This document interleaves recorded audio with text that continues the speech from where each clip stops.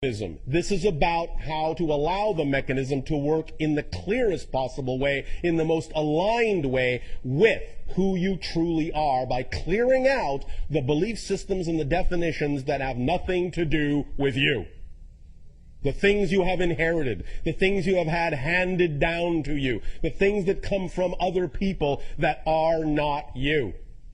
This is this, right now, this idea of this structure. In understanding how beliefs are structured, and thus then how they color your utilization or your ability to recognize the utilization of these mechanisms. Positive beliefs, as you may observe on the diagram, are, by definition, in a sense, expansive. You have a positive belief. All beliefs, even positive beliefs, have a mechanism within them that are self-reinforcing, self-perpetuating. They have to, by definition. Otherwise, if they didn't, because beliefs really are ephemeral, if they didn't have a self-reinforcing component, you would not be able to actually have a sustained, perpetuated experiential reality in that belief.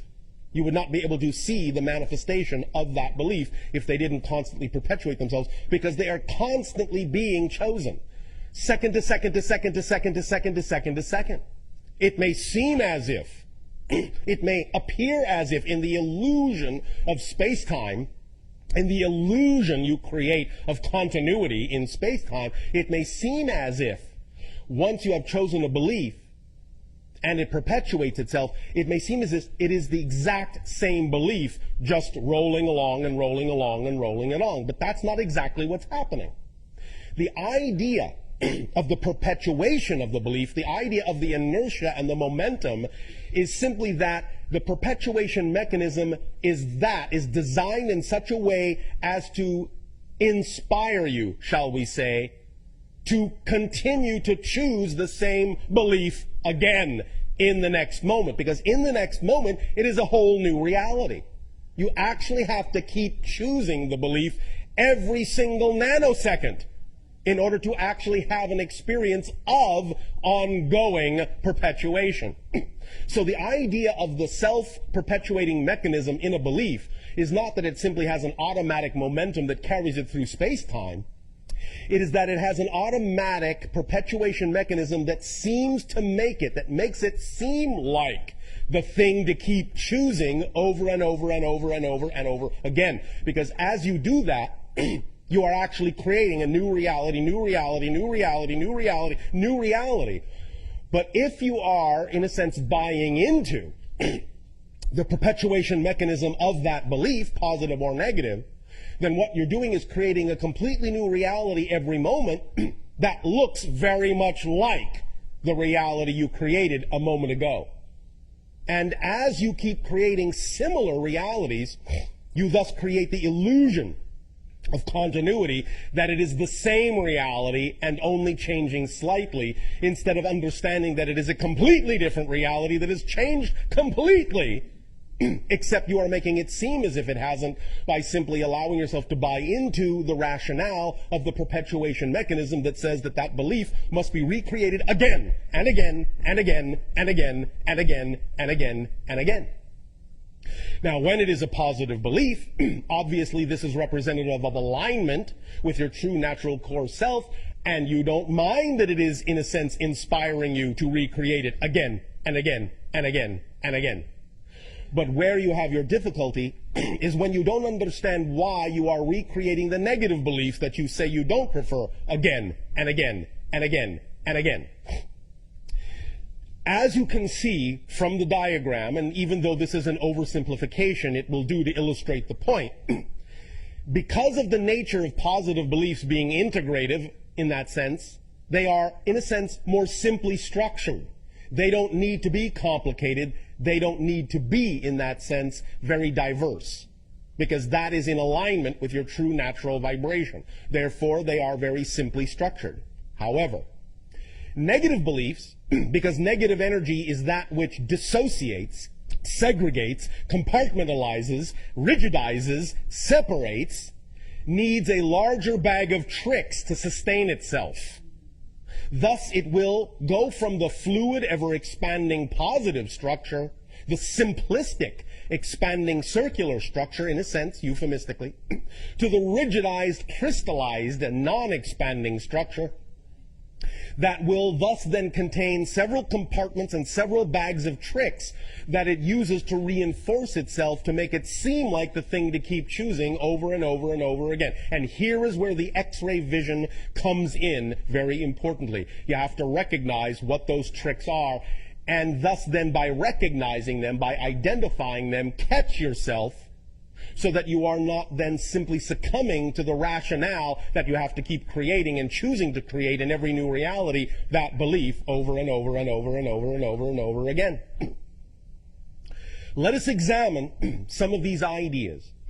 One of the first differences that becomes evident between the positive and negative belief system, the positive and negative definition, is that while certainly even the belief contains this perpetuation mechanism, it also always brings with it the freedom to choose. It always allows you the ability to know you can change the belief. So the first difference, one of the major differences in the negative belief, because when you operate from fear-based beliefs, it is automatically keying into what you call your survival instinct. In other words, fear-based beliefs lock into your survival instinct, your physical survival instinct, in such a manner as to first perpetuate the idea that if you don't follow this belief, if you don't perpetuate this belief, you will die. So it relies heavily on tricking you into believing that if you change that belief, there will be nothing left of you, that the belief is all-consuming, that the belief is all representative of your true self, and that if you change it, what you're doing is committing suicide. That's one of the first tricks it has up its little sleeve to allow you to perpetuate it and perpetuate it and perpetuate it, because it's a fear-based mechanism. Therefore, it is keying directly into your survival instinct mechanism and using it and amplifying and magnifying it to force you to perpetuate that belief so that you will survive. Now, the second thing that automatically happens when that mechanism is engaged, when you flip into the idea of a negative fear-based belief, is that in order for you to continue to perpetuate it, it must also reach into its little bag of tricks and make it seem as if it is not possible to change it.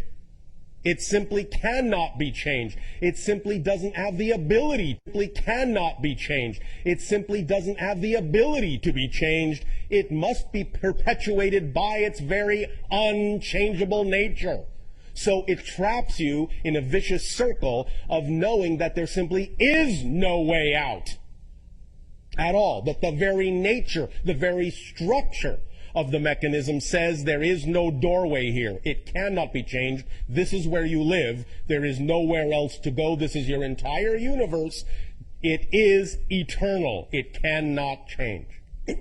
But it also recognizes that it is fighting against, and I'm going to just use this terminology for now, it is fighting against a perpetual, non-ending, relentless stream of information from the higher mind attempting to reach your core being through this mechanism.